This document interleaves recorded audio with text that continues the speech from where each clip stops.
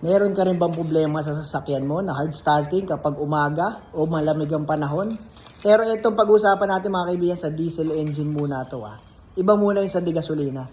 So na-encounter ko kasi dito kay Crown, pag umaga tsaka malamig yung makina, hard starting. Pero once na umandar na siya sa umaga, one click na lang siya ng one click buong maghapon. Tapos bukas ulit, o kaya pag nakapark siya ng mahigit 2 oras, yung makalamig na yung makina, medyo nag-hard starting, tas umuusok ng puti yung tambutso. May isi-share ako sa inyo mga kaibigan. Tara! Okay, so ito pong ating Toyota Crown ay wala na siyang spark plug. Ito yung spark plug. Dati po, meron niya spark plug, pero ngayon wala na. Dahil ito po ay kinonvert na natin ng turbo diesel engine. So kung wala spark plug, ano ang meron yan, Doc? Bakit nag-hard starting? So ito po. Glow plugs ang tawag po o yung tinatawag ng iba na heater plug. Yan, kita nyo yung heater plug o glow plug. Ayan. So ang trabaho po nito, once na sinusi nyo yung susian sa ignition, bibilang po yan na ilang segundo, magbabaga po yan. Paiinitin na niya yung chamber. Itong tip, magbabaga. Nang sa ganun, kapag in-start nyo na, mas mabilis pumutok yung diesel. Dahil po tumutulong to sa pagpapainit ng chamber. So, papakita ko sa inyo ng actual paano yan gumagana. Ngayon, ito po ba ay nagiging cause ng hard starting? Opo, nagiging cause po yan ng hard starting. Kapag po may isang pundido, dyan sa 4 na yan. Kung 4-cylinder ang inyong makina, 4 ang piston, 4 din po ang glow plug. Kung 6-cylinder, 6 din po. Okay? So, para spark plug din yan. Ito po ay nakapwesto sa tapat ng bawat injector. Dito po yan. Okay? 1, 2, 3, at yung isa nandun sa likuran. Ito po yung pinaka-wire niyan. Tandaan nyo. Dito pwede kayo mag-test kasi minsan po hindi glow plug ang sira, kundi yung linya. Minsan po, fuse. Ito, makikita nyo may fuse dyan. Glow nakalagay. Pag nasira ang fuse, ito po yung 80 ampere. Pag putol ang fuse, hindi rin po gagana.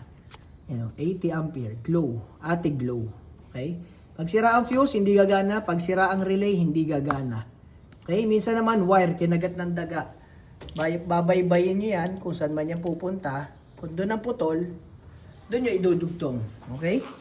So, pwede kayong mag-test muna doon sa makina ninyo. Dapat i-test nyo muna. Pag sinusi, dapat iilaw yung test light nyo doon sa pinaka-wire. Sa dulo. Pag hindi umiilaw, huwag nyo pa galawin yung glow plug. Focus kayo sa wiring. Pwedeng fuse, pwedeng relay, pwedeng wire, naputol or kinagat ng daga o kung ano man. Okay?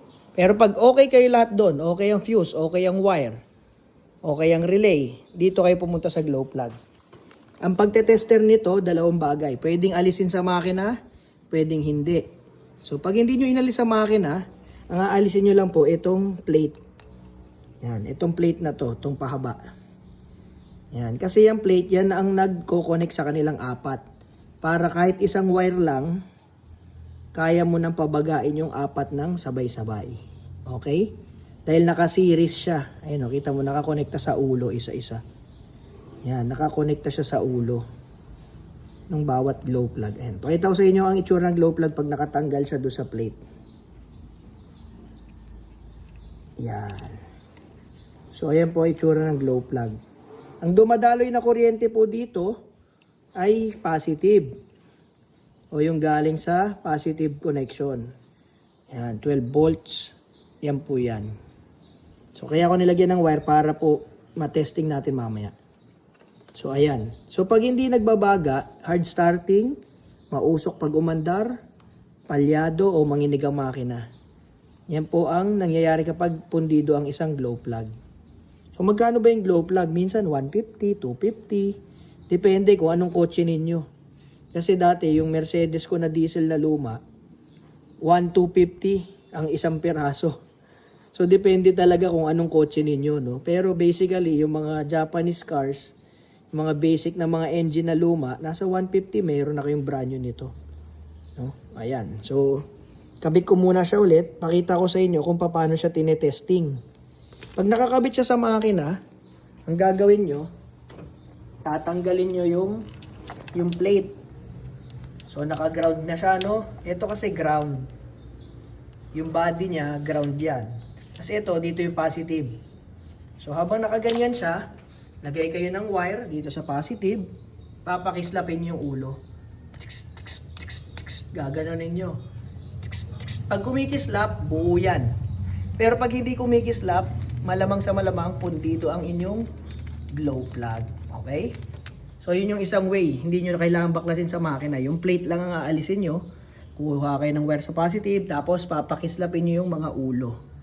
Yan. Pero ang isa pang paraan, para sure ball kayo, tanggalin nyo sa makina. Teka, ikakabit ko lang. Ayan. So ang isang paraan para matest ninyo, makita nyo talaga mismo kung bumabaga ba yan. Yung katawan niya, ikabit nyo sa negative. Yan. Ipatong nyo sa negative ng battery. Yan. Tapos, lagyan nyo ng wire itong plate. Okay? Kung wala kayong plate, direktan nyo na. Dito nyo ididikit yung wire. Okay? So, hindi. Ang gagawin natin, naka-plate para mas madali. So, ayan. Dikit mo lang yung katawan niya sa negative. Tapos, itong plate, nakalapat lang yan dyan. Yung wire, dikit nyo sa positive. Babaga yan, mga 3 to 5 seconds lang. 1, 2, 3, go. 1, 2, 3, 4, 5. Ayan. Kita nyo, nagbabaga. Napakainit yan, mga kaibigan. Huwag nyo hahawakan yan, ha. Itong pangalawa, check natin. 1, 2, 3, go. 1, 2, 3, 4, 5. O, diba? So, mabilis. Nagbabaga. Very good. Pag sobrang tagal, maaaring sira na rin yung inyong glow plug. Paltan nyo. Kasi mayroon talaga rin matagal mag-init, mayroon ding mabilis. Maraming klase ang glow plug. Okay? 1, 2, 3, go. 1, 2, 3, 4, 5. Okay? So, okay yung tatlo. Last one tayo, mga kaibigan. Dito na lang. Teka. Yan. Ano ba natin gagawin to? Ayan. One hand technique lang kasi tayo. 1, 2, 3, go. 1, 2, 3, 4, 5. Okay. So, ayan. Okay ang ating mga glow plugs. Alam niyo kung anong naging sira nung crown ko? Relay. So, okay ako sa glow plugs. Yung relay niya ang nasira. Dito nakakabit.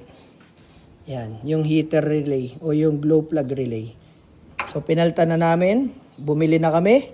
Parating na. Nagla-lunch break lang yung mga tropa. So, yun ang pwede nyo gawin troubleshooting. Kung naintindihan ninyo, sana naintindihan ninyo, nagets ninyo. Pero yun ang isang pwedeng cause kung bakit hard starting ang inyong diesel engine. At pag umandar naman, mausok ng puti at malakas yung nginig ng makina. Glow plug, mga kaibigan. Check nyo yan. Heater plug o glow plug. Sana nagets ninyo. Libre yan. Share mo lang. Marami tayong matutulungan. Sharing is caring. Bye-bye. Okay, share ko sa inyo ang naging problema nitong Toyota Crown ko. So before, itong Toyota Crown ko po ay di gasolina. So ang nagiging problema nito ngayon ay hard starting siya kapag malamig yung makina or yung nakapark na matagal. So ang mga kotse natin, pag di gasolina, meron po yan spark plug. Pag diesel po, wala pong spark plug. Kadalasan po sa diesel engine, ang meron po yan ay yung glow plug o heater plug na tinatawag ng iba. Ito po yan. So, syempre, dahil na-experience ko na yan sa mga dati kong sasakyan na diesel, yung glow plug po, isa yan sa mga cause ng number 1, hard starting. Number 2, mausok na puti kapag umistart. Number 3, manginig yung makina kapag umistart. Pero pag mainit na siya, kahit patayin mo siya, start mo, one click na siya, wala nang usok, hindi na manginig. Pero kapag yung galing sa malamig ang panahon o yung malamig ang makina, 1, 2, 3 redondo, minsan 2, minsan 3. Malolo, batang ka na, hindi pa umaandar. So, itong glow plug ang isa sa mga pwede nyong i-check. Napupundi rin po yan, parang spark plug din. Ang kaibahan na spark plug sa glow plug, ang spark plug po, habang umaandar ang makina, umi-spark po yan. Okay? Ang glow plug po, magbabaga lang po yung tip niyan kapag starting lang. Meron lang po yung timer. Pag sinusi nyo, may makikita kayong sign sa inyong gauge na parang loop na ganon. Pag nawala yon, pwede nyo nang start yung makina ninyo. Pakita ko sa inyo kung ano yung sinasabi ko. Ayan, so ito pong sa kaliwa, tignan ninyo. Yan, yun nawawala. Ulit. Yan. So yun po yung sa glow plug natin. Sensya na. Nakataas ng konti yung auto. May inaayos din kasi kaming leak sa ilalim sa may transmission. So yun po yung may ganun, yung parang loop, no? So ngayon, pag yan po ay sira ang inyong glow plug, hard starting, mausok sa unang andar, palyado o manginig ang makina. So paano nyo i-test? Dalawang bagay po ang pwede nyo gawin kapag i-test nyo yan. Kung yan ang sira or iba. Yung isang test, kailangan siyang alisin sa makina. Yung pangalawang test, pwedeng hindi nyo na siya alisin sa makina. So gawin muna natin yung sinasabi kong nakaalis na kasi nakabaklas na rin naman. So ito pong plate, yan po yung nagsisiris dun sa kanilang connection. Nakadikit yan sa ulo nila. Yan. Lahat sila. Para sabay-sabay silang magbaga kahit na isang wire lang yung gamit natin, itong kulay green. Pero pwede nyo siya i-test isa-isa, yun nga lang, isa-isa nyo pa siyang ididikit dito, tapos didikitan nyo ng positive sa ulo. So ginawa ko lang, nakasiris lang siya ngayon, para lang hindi na ako baklas ng baklas. So ganito yan. So itong kulay green, ang katumbas po niyan na wire ay ito. Yan, ito po yun, yung nakakabit doon mismo sa plate. So pwede kayong mag-tester gamit ang test light. Dito po, positive po yan. Dapat po yan, pag sinusi nyo, iilaw yung bumbilya. Dapat po may power na lalabas dyan o kuryente. So, iilaw po yung test light ninyo. Pag ito po ay ayos. Pag walang ilaw, pwede nyo i-check dalawa. Pwedeng fuse. Yan pong may glow na nakasulat. Yan po ang fuse ng glow plug. Pag binuksan nyo po yan, ayan, 80 ampere. Pag putol po ang fuse sa gitna, pwedeng yan ang problema. Pero pwede rin naman, kagaya ng nangyari sa akin, relay ang problema. So, ito yung naging problema niya, yung relay na to. Okay? So, relay ang naging problema sa akin. Akala ko glow plug, pero syempre, dahil nagda-diagnose tayo, isa-isa mong i-check yan. So, turo ko na rin sa inyo, dahil nakabaklas na, madali lang naman yung kalasin. Paano nyo makikita kung sira or ayos ang glow plug? Ito yung sistema na pag-check kung nakabaklas siya sa makina. Didikit mo sa ground yung katawan niya o yung body. Tapos yung ulo, yung wire, dikit mo sa positive. Bilang ka lang 3 to 5 seconds, dapat nagbabaga na yan. 1. Ay, teka lang ha. Sige, dapat nakadikit mabuti. Pag maluwag, loose connection yan. Okay? Okay, eto na. 1, 2, 3, 4, 5. Okay, kita nyo? Nagbabaga, no? So, buhay yan. Yung glow plug na yan. Dito tayo sa pangalawa. Dikit natin.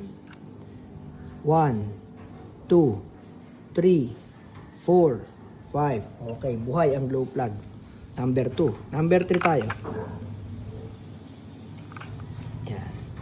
Medyo bumigat na yung kabilang side, kaya kailangan na natin siyang baliktarin. Ayan. Okay, dikit lang sa negative. Glow plug number 3. Test tayo. 1, 2, 3, 4, 5. Okay, good. Number 4 naman tayo. Ayan, one hand technique kasi tayo eh. 1, 2, 3, 4, 5. Ayan.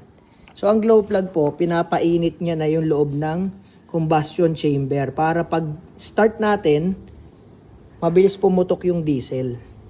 So, ngayon, kung pundido ang isa dyan, hard starting po or may usok na puti, kung mapaandar nyo man sa pangalawa, pangatlong susi. At manginig yung makina. Okay? So, yung isang paraan para ma-check nyo nang hindi nyo siya kinakala sa makina, ito naman tuturo ko sa inyo. Alisin natin siya. Okay? So, dito tayo. Kabit natin siya sa lagayan niya. Ayan, may lagayan. 1, 2, 3, tapos yung 4 doon sa likod. So, pag hindi nyo na siya aalisin sa makina, ganito ang pag-test. Kabit nyo lang na ganyan. So naka-ground na siya dito sa cylinder head, no? So may negative na kagad, no? Yan na yung ground niya, may ground na. Ito, positive. Didikitan nyo lang ng wire. Kuha lang kayo sa positive ng wire. Kuha tayo para makita nyo. Okay, so kukuha kayo ng wire. Kabit nyo sa positive. Dapat, pag dinidikit nyo doon sa tornilyo o sa ulo niya, may kislap. Ayan, kita nyo may kislap.